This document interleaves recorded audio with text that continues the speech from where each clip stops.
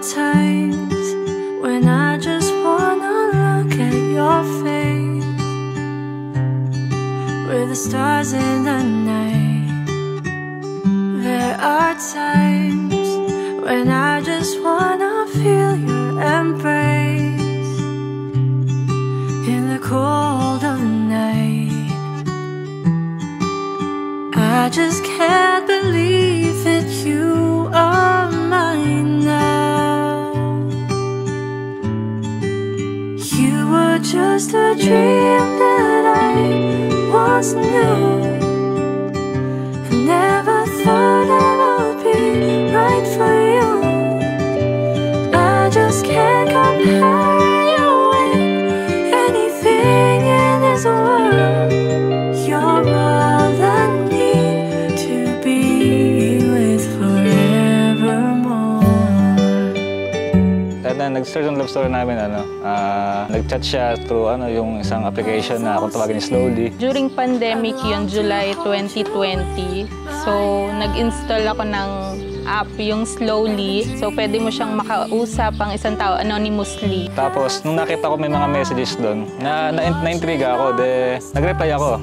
Tapos yun, nagkaroon kami ng constant communication after nun. And then nagkakilala nga kami at nalaman ko na tigagiginto lang pala siya. So doon nag-start yung pag-uusap namin. Ayun nga, nung una ko siyang makita, sabi ko, ang tangkad na babae nito. Tapos mukhang abogado yung datingan. Baka hindi ako pansinin nito o baka ito yung first and last time magkikita.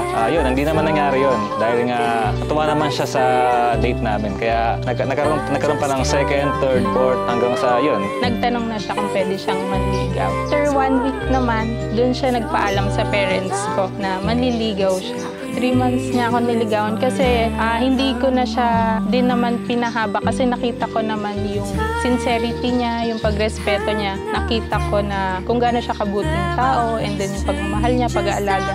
Mahal ko, ito naman din na nga yung pinakahihintay natin.